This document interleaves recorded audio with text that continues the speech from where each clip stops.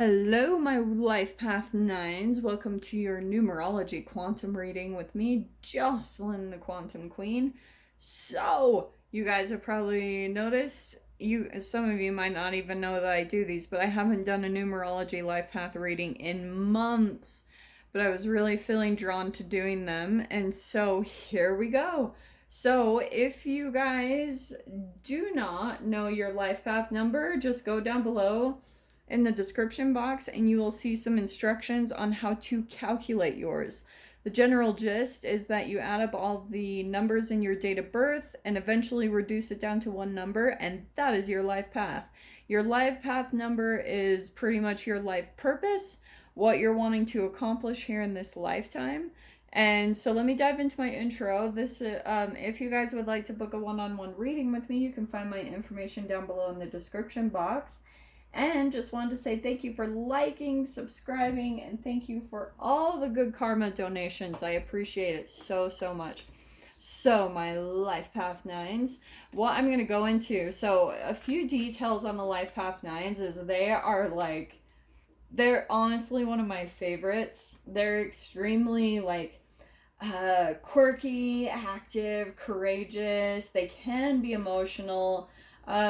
Sometimes I guess what you could say the negative side is they can be dreamy or unrealistic, sometimes like clinging and addictive to certain things, but that's a generalization. Everyone can be addicted to stuff, but they're really into like exploration, travel.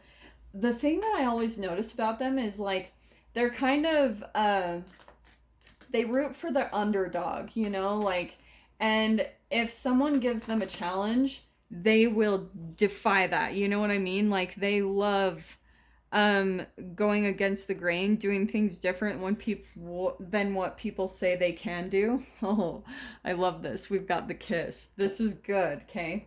They're very what do I want to say about them? Oh, one thing about them that I always forget.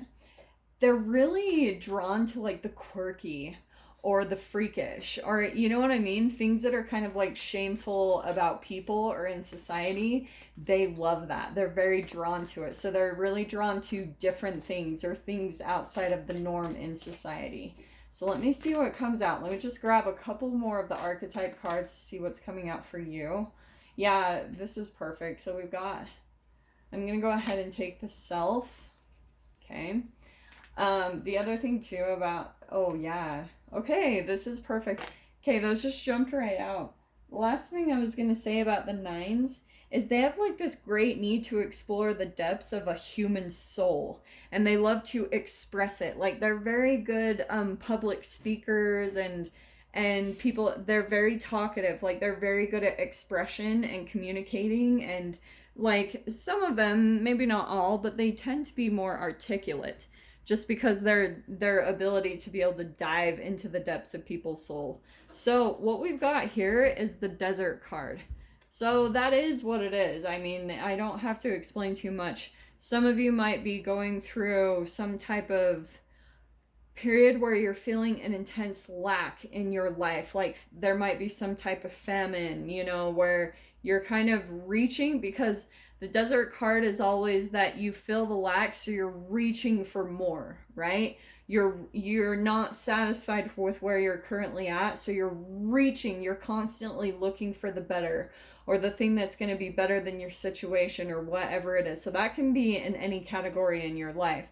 That can be in finances, love, and that is kind of what I want to say, because like I said, we have the Kiss card. Two things I'm going to take with this. I mean, it can be a literal kiss, but I want to talk about like the deeper meaning of this card. It's more about, the moment that is leading up to a kiss with a person, how electric it is, how like exciting. That is actually the thing that I want to focus on, is that there's something about you where you need to like find the electricity in your life that's going to ignite you, that will pull you out of this frame of, like this type of mode that you might be currently in, this desert place, because this is so stagnant. This feels very like things aren't going well, or there's some type of lack in your life. And this is why I love this, is because this thing is what's going to pull you into the self, where you're fully authentic within yourself, right? It's all about going within and finding the answer. And that's why I want to say, for some of you guys with the desert, you're looking for outside things to complete you or make you happy. And you need to find the electricity within you. I think it's a quote by Rumi. I could be wrong, but it's like you need to go within to find things. Like, people are constantly looking outside of themselves for something to complete them or make them happy, and it's all within you. I know that seems like kind of philosophical, and it's like, yeah, blah, blah, blah, but it really is the truth. I wouldn't be saying that if I haven't experienced that myself, okay? So I'm going to dive in more. I haven't used these in quite a while, but I'm going to dive in with Brian Froud's Faeries Oracle. I usually only use these with my numerology readings just because they're really good at talking about life purpose stuff. Like, I just love how they have this deeper meaning about going within, and, you know, everyone and everything is all one. We're all connected. So that's why I like using these cards. So let's see what comes out for you guys on this topic. Okay. Ooh, that one like popped out. Okay, almost every sign has had this, and I love it because we've got undressing of a salad. Two things I want to say of this. It's achieving the impossible. So what I want to say, there could be two things, especially with that first card popping out. You might be in some type of a situation where you are like feeling lack because you're juggling a lot. Like, there's a lot on your plate, and which is really fascinating because probably all of the things going on in your life, all the responsibilities you have, are making you kind of neglect maybe your self-care habits or taking care of your own wants and needs. And because of all that you're juggling, right? Like I said, it's pulling you into like where you're giving to everyone and everything around you, but you're completely neglecting yourself and your own needs. So that's why I always talk about this on my channel, is when you're neglecting yourself and the things you know you should be doing to take care of yourself, it pulls you into that desert mode. It constricts your whole reality. And that's why I think it's so fascinating. For a long time, I was very lazy and unmotivated about taking care of myself. I never went to the gym. I didn't eat right. Like, seriously, I would sit down and just like clean up a box of Oreos in one evening. Like, I just didn't give a shit. And now the fascinating thing is I've found that the more self-disciplined I become, it opens up more freedom in my life. So that's what I think is really fascinating. That might apply for you guys, is you need to start like putting that as a priority, because that will open a lot of doors to you. Okay, so let me see what else comes out. Man, this one's been coming out constantly too. I'm going to go ahead and take these three. This is what's so cool. So there's something I feel like in your life. Here we've got the Singer of Courage, right? This is going to be you stepping up in vibration, okay? I talk about the vibrational scale of emotions, and courage is the action. It's the step up from fear into a higher vibration, which will suck you up eventually into love, peace, joy, and enlightenment, which brings abundance into your life. It's a vortex of energy. So that's what I think you guys might be focusing on, is it, like, honestly, sometimes, like, this might seem like, yeah, courage, but sometimes it even takes courage to, this can imply in so many ways, to stand up for yourself at work, in your relationships. Sometimes it takes courage to go against the norm. Like, for example, for me, there was something about, like, my health completely broke down a few years ago. I know I talk about this a lot, but I'm going to apply this for you guys so you get the point. And I decided not to go to any doctors for all my health conditions. I decided to take care of it on my own because I don't trust the pharmaceutical companies and hospitals. I just don't. I'm an idiot, rebellious person. And so I eventually came, like, my body was kind of calling for me to do this fast, right? I did like a 33-day water fast, and I'm so sorry that I talk about this so much, but I'm very passionate about this and the healing properties to it. And everyone was telling me not to do it, everyone around me. Seriously, I had zero support, but my intuition was telling me to do it.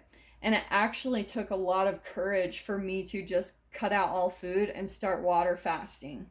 It really did. So it can be small things like that on a smaller scale. So again, take that however it applies. But this is going to put you on this path to the self, right? Coming fully integrated within yourself and figuring out that you have everything inside of you that you need to accomplish. Like, this can also be where you discover that you can build up a whole reality from nothing, you know, from no money, from no resources, from no support, no help, and you can like pull everything from within inside of yourself to accomplish what you're wanting to accomplish in your life.